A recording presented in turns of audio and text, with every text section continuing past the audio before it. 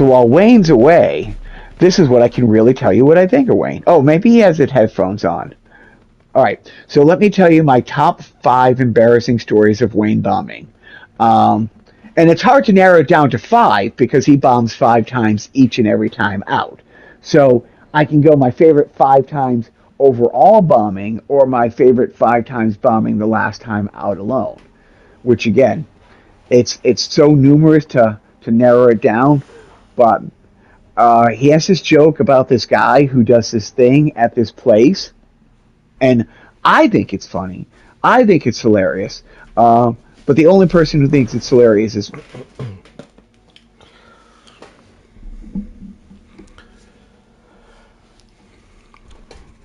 Good to have you back, Wayne. You have pure Wayne right now. Pure Wayne. I'm drinking milk. I had to make sure that my aim was not off. Oh. So, yeah. Well, then that if you want to get a strike for music copying, you can play the Elvis Costello "My Aim Is True" song off. God, I think that was his second album, 1978. Anyways, you can upgrade your. You can sell those diamonds that you have if you want to upgrade. Okay, so you just upgrade your shotgun. But here's a tip. Oh, is that what this is? These are upgrades. They're not buying the weapon. Yeah. You can go to the weapon. Don't do when you're in the screen here. If you're going to upgrade a weapon, here's a cheap trick. So upgrade your shotgun, and if you see how you only have 3 bullets left in that, if you upgrade the capacity of your shotgun, it will fill it to that. So you're not taking. I just loaded you up with all the ammo. So don't move that 30 shotgun shells into your shotgun, but upgrade the capacity. Yeah, and see it will do it. So beautiful. Don't bother upgrading your. Actually, you're never going to use it. Get rid of your machine gun. You don't need your machine gun, and you don't need the machine gun ammo. So because you're going to get a better gun coming up, and I am going to give you some of those for this next level, and then this is like a longer level, but there's also lots of trinkets that you got to pick up and lots of things, those medallions you have to shoot or something like that. But what else am I going to... Okay, I'm going to put... I just want to make sure you get the S's. If we don't get S on every level, then, we have failed. That 10,000 hours I've spent on this has been a waste. So, yeah. You're not going to really use the handgun. So just, spend all your money upgrading your shotgun. Or save money, because there's a couple other guns you're going to want to upgrade in a bit. But, if you upgrade the shotgun a little bit, that's not a bad thing. Okay, and this is one way to get a bunch of cheap kills is where these little rats... Like, you can pick up that machine gun just so you have it, in your thing. But we're going to also get a rifle on this level. But Wayne, when's your second favorite time of bombing? Second favorite? Yes. I'm guessing last year's New Year's show is number 1. Number 1 with a bullet, I'm guessing. As the kids would say. I wish I could have enjoyed that, but that I could not enjoy that one. Yeah. That was a rough one for multiple reasons. I felt like I was set up to fail on that one. Although I was not, because Carolyn Plummer did not fail, so it definitely was not on anyone but me. Right. But still, I felt like the show was not the best it could have been for comedy. So, second favorite, second best bomb. Oh, well, we've talked. Me and Anthony have talked about this multiple times, but the time that I told the joke about my wife walking in on me shaving my genitals, and I referred to him as a little Viet Cong hanging out in the bushes. And yes. I did that joke, not meaning to, but in front of Gold Star families, some of which lost their families to little Viet Stay right Congs there. Don't hanging go. out. Don't go. Stay right there. Come back. Come back. Oh, okay. That's fine. That's fine. We'll just throw a hand grenade because those guys are sons of bitches. But you still got to shoot them. Like, yeah, this is one of those things where, yeah. Well, you know what? The best thing is, do you remember the venue that you did it at? Yeah, well, it was Was it a VFW? Yeah. Was it a VFW? You know what? Actually, it might have been an American Legion. Either way, might have been. Old Yeah. white guys who have definitely killed people hanging out at them. So, but it was a fundraiser for a Gold Star family. yes, Oh yeah. And the one thing that I think really saved that for you is the fact that is the fact that the mic and everything else wasn't really working that well. It was one of those shows where it's like it was not saved. Oh shit! It was not saved because the best part about that whole thing was I got to my last 2 lines of my set, and on the second to last, in the middle of it, some guy in the front just goes, "Are you done yet?" And I had to stop mid-sentence and look at him and go, almost. Oh. Well, I've got that too, but that was from my wife. So what I mean. Jesus. Hey, I was 15 seconds in. I was close to my record, and she wasn't used to that. So it was a big night for everybody, to be honest. Yeah. Oh, dude, I'm happy to say that. Yes, I was there that night, and it was fun. It was a night to remember. Yeah. A night to be talking about with therapists years to come from now. The best thing about that, and I don't know if I've talked about this, because the week before me and you did, we're both asked by Steve Bjork to do a show. Yes, and we both did very well. That was the one at the basketball court at a high school. Yes. Where we pretty much thought we were going to lose a kidney. Like there was no way there's a comedy show here. No cell reception. Literally in the woods. Like the map had you in the middle of the woods in the middle of nowhere. Yeah. Yeah. So it was because of that we had the opportunity to do that one. And the one the week before, we both did incredibly well. It was great. And then all of that went away. I actually don't think I've talked to Steve since that show. Well, that's only because he's avoiding you. Yeah, probably. Oh man, no, that night, but that night was one of those fucked up nights because the stage, it was just a weird thing, and the headliner that night was oh gosh, Steve hosted it. Why am I blanking on names? The comedy barbarian. No. This was Jody Sloan. Jody Sloan was feature. Oh, that's it. Okay, all right. Yeah. Oh, this is tough. So you got one chance at this, and you got to wait and shoot that barrel. Otherwise, the truck kills you. And then if you can hit those red barrels, that's the best because you can take many of these bitches out. Nice. Because they come in waves.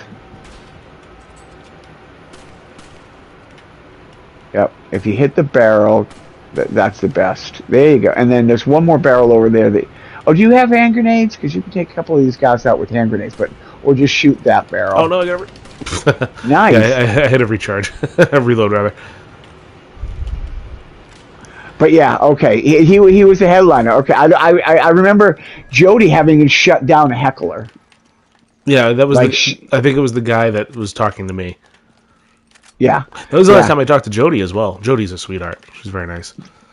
I've done 2 other shows with her this year, both for the for that veterans group that we do those classes for. The Hidden Battle. She's great. She first of all, she's a riot. Like one just completely hilarious. Like, her bit about getting matching tattoos with her mom is one of my all-time favorites. Yeah. One of my all-time favorite. And she is just crazy nice, yeah. So shows with her is like always super fun. But yeah, that night was yeah, that. But again, that those shows. It's such a cliche to say, but like you learn so much doing bad shows because like that was one of those shows. The other show where Steve was fine, except if you remember the lighting in that gymnasium was horrible. Yes, just horrible for a show. I have a clip from that show on my website. Shameless plug, WayneRussellComedy.com. One of my clips is from that night, and you can see how bad the lighting was. It was like purple. It was flood lighting. It wasn't a spotlight. Yep. And the same thing with that other show. There we told that joke because it's like the lights were on. There wasn't a spotlight. Yep. And like the mic, it was a real clusterfuck of where to hold the mic to make it cut out the least. Because you just remember it just kept clipping and clipping.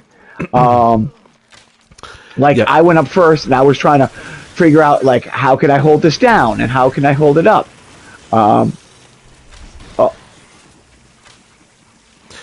Yeah, that's one thing I wish people running shows... Wayne, hold on. I have to have my kid come plug this in because it just died. So give me 1 second. No worries. But yeah, Bobs are like children. Nobody ever wants them. But, you have them and you learn to appreciate them. I think that's fair. Mr. Russell? I'm here. I'm not. Oh, I got you. Yeah.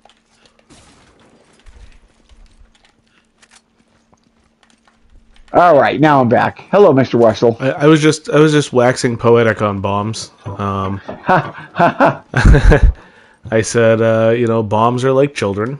Nobody really ever wants them, but you grow to appreciate them. That might be the most accurate statement when it comes to the only time that you ever really wanted to bomb is those shows where you absolutely hate everybody in that room and you don't want to bring any joy to their life. You don't want them to walk away having a good time. It is just... I can't say I've had one of those days. There's been people that I just hate. I don't know why. Yeah. Oh, can we talk about last night? What was last night? Last night, Anthony opened for Steve Sweeney. Oh, yep. But I don't care about that. What I care about was Justin, our friend, huge piece of shit, friend of the show, Justin George, getting sexually abused by like a 70-something-year-old woman. Now, but to clarify, he is a friend of the show. The show is not a friend of his. Yes. Just we want I mean that goes one way. All right. Now you're going to cheat. Where are you? Okay, right where I am. Put down a bomb. Put down. There you are. Put that right there. Put down an Anthony Eugenio joke right where I'm pointing. Right over here. Yep. Put another Anthony right there. If you could. So actually, before we get into the Justin thing, I'll mention that Anthony has spent so much time laughing out loud. Right there, right in front of that gate. Yep, perfect. When I'm on stage and something doesn't go right, you can hear him with his boisterous laugh, and Anthony genuinely makes me laugh. I love his jokes. I laugh at them every time I hear them. Yep. Yeah. No, I hadn't seen Anthony in a couple months, and he told one of his tried and true, and I'm like every time he does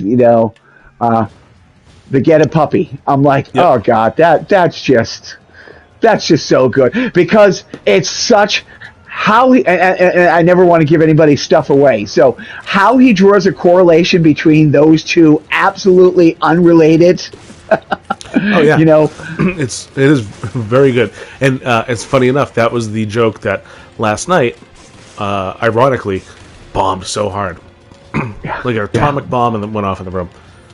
Pun intended, if you know the joke. Oh, you know, And I didn't laugh at the bomb because I'm like, oh, that's rough. But what I laughed at was later in his set, he has a callback to it, and he still did the callback, and then he called out the fact that he did a callback and a joke that people hated, and it made me laugh so hard. well, that's the best thing because he, what are you doing? Just standing there, you idiot. Yeah, that's the best thing when you get to the point where you can be really awesome and funny about bombing, and when he called himself out. Like, why did I think that was going to work a second time? Like, you know what I mean? It's like, oh man, like that was so good. Yeah. No, it is one of my favorite things when a joke doesn't work and a comic gets a better laugh at making fun of the joke not working than the joke probably would have gotten in its best case scenario. All right. So come through that fence over here. Like, well, the best thing about that was even his reaction to that. What fence? Over here. Yeah, to your right. Yeah. Oh, they are. Even his call out to it saying how much it didn't work. It closed on me. Oh, it should open. Just kick it. It's unlocked. No, you just stand right up to it. You know what? Chivalry's not dead. Like, the woman came and saved you. How do you Wayne. kick?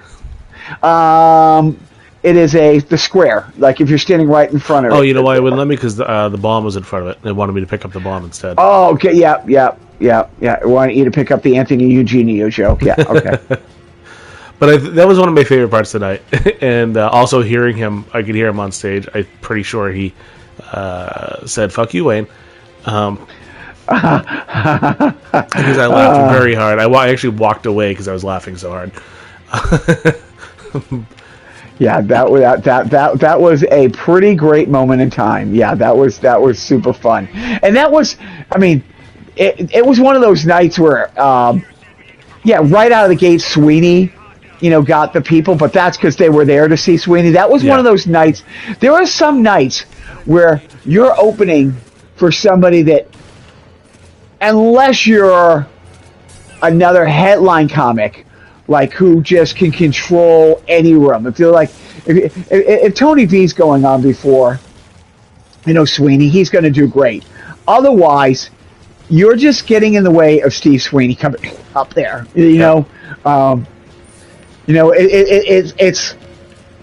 oh God, who is it? I'm trying to think of the comic who's like, that one hit wonder. Like, the flock of seagulls, like they have to play a whole show. They have to play for like 40 minutes before they play their one hit. Right. And it's like, all right, this is another song that's not Iran. All right, this is another song that's not, you know what I mean?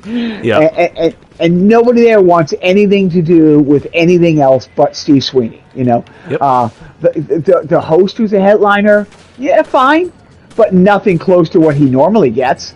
No, we always say, as a headliner, you lose 25% of laughs. He lost more like 75%. I was scared for his mental health when he got off stage. Yeah, it was not, and this is a guy who this is what he does, what he's been doing forever. He's usually the name on the marquee, Yep. But yeah, it was one of those things where anybody but Steve Sweeney and our friend Pat. That's an older room for him, and he has kind of, a set that kind of work. Okay, what can you get rid of? Why don't you? Tell you what, I'll just put 1, 2 of these bombs down. Oh, actually, okay. Now you can pick up the gun. All right. Good on you. And I'm gonna give you this. So the Justin thing. Oh my God! You're sitting up at the bar. What's that? Yes. I was going to say we need a little more intel on the talent. Yeah. So he's sitting up by the bar, and this woman who was probably in her 50s but smoked enough to look like she was in her 70s. Yeah. She was like physically touching him and like rubbing his shoulders up, and he like got away and like went down, and he came up and he's like, dude, this lady's trying to take me home. And I was like, okay. And then I look over, and she is giving him the fuck me eyes like you wouldn't believe. So I start laughing because that's funny.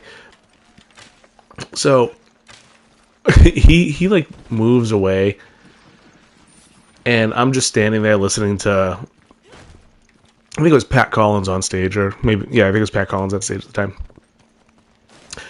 And I see the lady standing at the bar with her friend, and she goes, I want dessert. And the lady goes, oh, what are you going to get? And she looks at Justin and goes, him. And I was like, oh my God. It was so horrifying. So I run over and I tell Justin, like, dude, that happened. He goes, see, I told you. I was like, yeah, that's pretty wild, dude. So I go back and I'm standing there again. And she starts talking to the bartender who Justin had kind of made friends with earlier. And she goes, hey, what's that guy's name? And she's like, who, Justin? And she's like, yeah, I want him. I heard this whole thing. It was wild.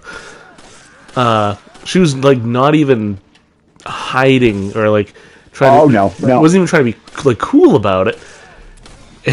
And yeah, it was crazy. And then she ended up going to sit down, and Justin left a little bit into Sweeney's set, and then they left.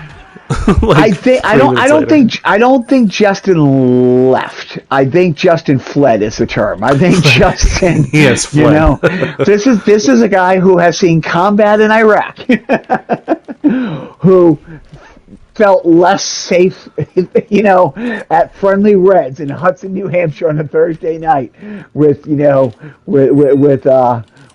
Homer Simpson's sister-in-law, you know, than he did in Candor. You know what I mean? So yeah, that was awesome. That was definitely the highlight of the night, you know. And again, Sweeney's great. You know, Sweeney is a trip, you know. And I think people over the last maybe X number of years have debated, it's like, is it kind of an act or is he crazy? And I think he's crazy. I think at this point, you know, just crazy. So I'm opening for Sweeney next Friday, down in Plymouth. And when he left last night, I said, hey, Steve, I'll see you Friday. Now, last night was a Thursday. Today is Friday. So he goes, where am I Friday? And I said, you're in Plymouth. He goes, oh, that's next Friday. I was like, yeah, I didn't say tomorrow, Steve. I said Friday. So he was kind of right, but I'm gonna stand by me being more right. But all right, where are you? Jump. If you no, you have. As soon as you help me over, you have to help me over there. Then you come over and you jump down there, and all you can do is pick off people going into the basement. You know, so go to that other area that I just pointed to. Yep, jump down there. Oh, there it is. Yep. And then people are gonna come running through that door. You can give me a little cover if you could, Mr. Wayne, because a lot of these motherfuckers are coming after the Jacques.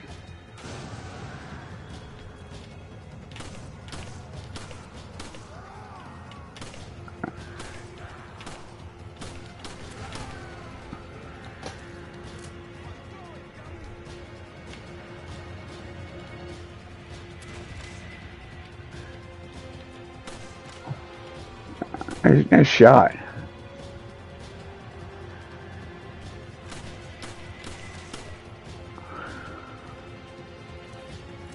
All right.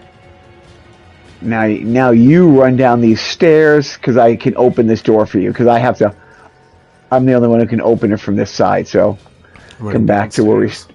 Yeah, you gotta go. Yeah.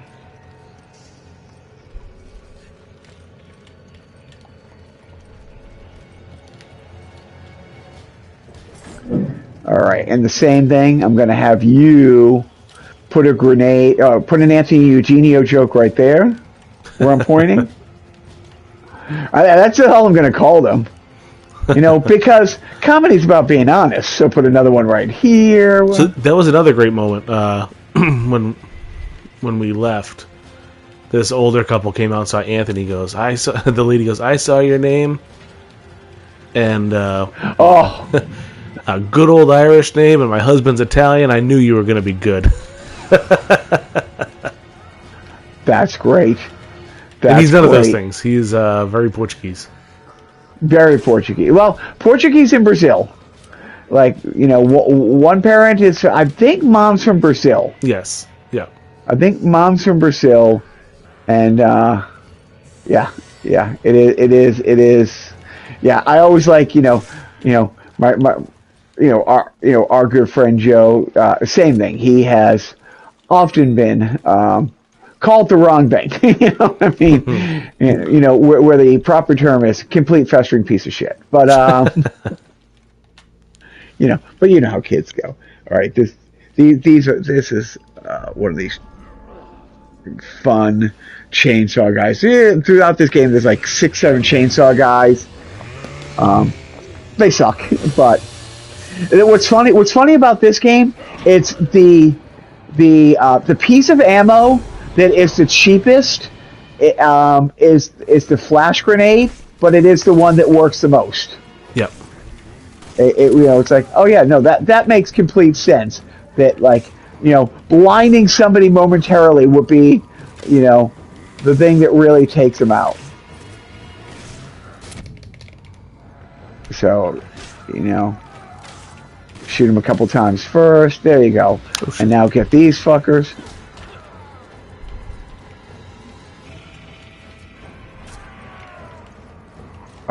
And now this guy's going to get up again. Yeah. Oh, I didn't know you had. I didn't know you had done that. Sorry, dude. I didn't know you picked up the key. I should have told you don't pick up the key. So he hit me from behind. Gotcha. Because no, that's a rookie mistake for me. I didn't know. Yeah, because once you pick up the key, he gets back up. So that's why you go and you clear the rest of the area before you bring him up. Oh, good. Now I just killed your score. Like you have my, my will for comedy. Yeah, last night was one of those really fun nights to just hang out. Our friend Pete, McLaughlin, came down and he. It was his first time doing a show like that. So hold on one sec before we go back up there. So this time, when we're fighting this guy, we don't have to worry about these fuckers sneaking up behind us. Now we can put those in there. So, yeah, there's other guys who come out while we're fighting him, but...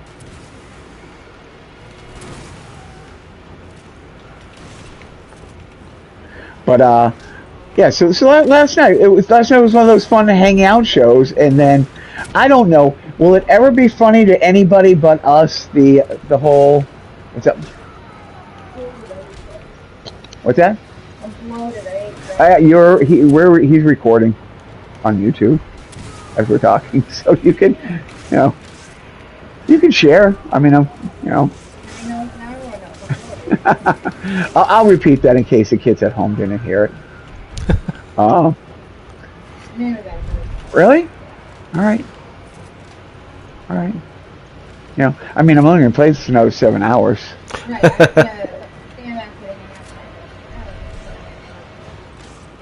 Oh, he's back up. Did you pick that up? Yeah, I picked it up because I was standing behind him. Oh, okay. So, like my wife, I could just shoot him in the back. Jesus. The stranger. Actually, yeah. No, what do they call it? The Houdini? Well, yes, because and then so last night was one of those fun shows, fun to hang out. The people there are super nice who run the place. But an older crowd, and it's one of those nights where, like, I really believe everybody left there having a really good time, except for the lady who couldn't take, Justin home. Yes. Great disappointment to her. But yeah, it was fun. But it's great to see Sweeney, like, do 20 minutes up front of nothing but just making fun of the room and the people in the room, and that's it. Yep. That's his whole. That was his whole shtick. Okay, so this is. I don't know what you call these scenes. it's one of those things where you have to hit the square button when it shows the square. You know what I mean? You're not really shooting. It's like quick time events. All right, so it's a quick time event where I think the first one is you. You have to push me out of the way. The second one is me, and then the third one is tough because you either hit the two trigger buttons at the top or the bottom, depending on how your controller's set up. So I hit all 4 buttons at once. Every now and then you have to hit the square and the X at the same time. But yeah, anyways. Yeah, so with Sweeney, here's my question to you. Will Sweeney have any idea who you are next week when you do the show with him? Absolutely not. Yeah, and I've opened for him before, and I've met him multiple times at his club. Yep. It was funny because I just was with him last week up in Maine, and when he came over and he introduced himself, and it was so nice. Our friend Mike says, must be really exciting to meet Steve Sweeney for the first time for the 12th time this year. Yeah, it's pretty accurate. And it's pretty accurate, but look, any of those guys who survived the 80s, who are not still just alive, but are still out there doing comedy, fucking hell yeah. Good for you. I have no idea how you're alive. Dude, the stories you get from some of these people are absolutely incredible. Like talking to Ken Rogerson, the Viper. Oh. It's like, yeah, dude, I don't know if I ever told this story. I don't know. I'm sure he wouldn't care. He told me, but he told me about a time he did a show. I forget what club it was, but him and somebody else. He told me the name. I'm not going to repeat it just in case. But another big Boston comic. They're walking down the sidewalk, and they come across a parking meter that is broken out of the ground. So he decides to pick it up. He's like, this thing's like 75 pounds. He's like, I carried it from where we were to the club. He's like, probably like a 15-minute walk. I was supposed to do 45 minutes that night. So when it was my turn to get up on stage, I brought it up on stage. I put it on. I stood it up. I said, I'm here for 45 minutes. He put 3 quarters in it. Because when this thing goes off, I'm done. I've never heard that. Oh yeah. So yeah, he puts it on stage. He puts 3 quarters. He goes, when this thing is over, I'm done. So he's like I'm mid joke. The thing goes click. He goes, have a good night. Oh, so good. And it's one of those things where, oh, God damn it! Like, dude, I don't know if I love a story more. Yeah, because if you know him, yeah, that's exactly what had happened. There's no exaggerating. Like, that's exactly what happened. I love talking to that guy because, like, Anthony and I have talked about this all the time, but he calls sets sketches. Yeah. So when you go on, have a good sketch. Oh, dude.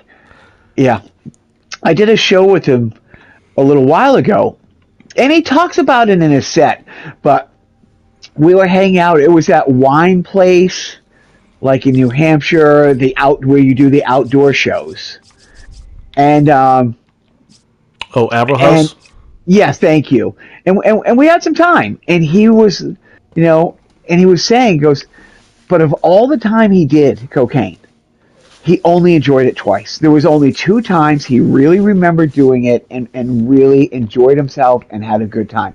The rest of the time, he goes, you're standing in a parking lot in Revere at 2 in the morning, wondering if the guy's going to show up, wondering if the cops are going to show up when the guy shows up, wondering if, you're going to get stabbed. He's like, flat out, he's like, of all the times I did it, there was only 2 times I actually had a good time doing it. And it's like, and he's sad about it. Like, he's like, yeah, it's like, oh, no, keep your rifle. You definitely want your rifle. Oh, yeah? Yeah, you keep your rifle and upgrade it. Upgrade the range, like the power of it, and that. Yeah. And I'm going to give you some more ammo over here. You're going to get another rifle later in this, but it's not going to be for a while. But yeah, he's he is so honest about like how much he has fucked up, with that. But yeah, all those guys, anybody who ever did a set, who got paid to do a set, not a person who was an open micer, but anybody who's a feature or a headliner at the Ding Ho, who's still alive and a functioning human being, it's incredible.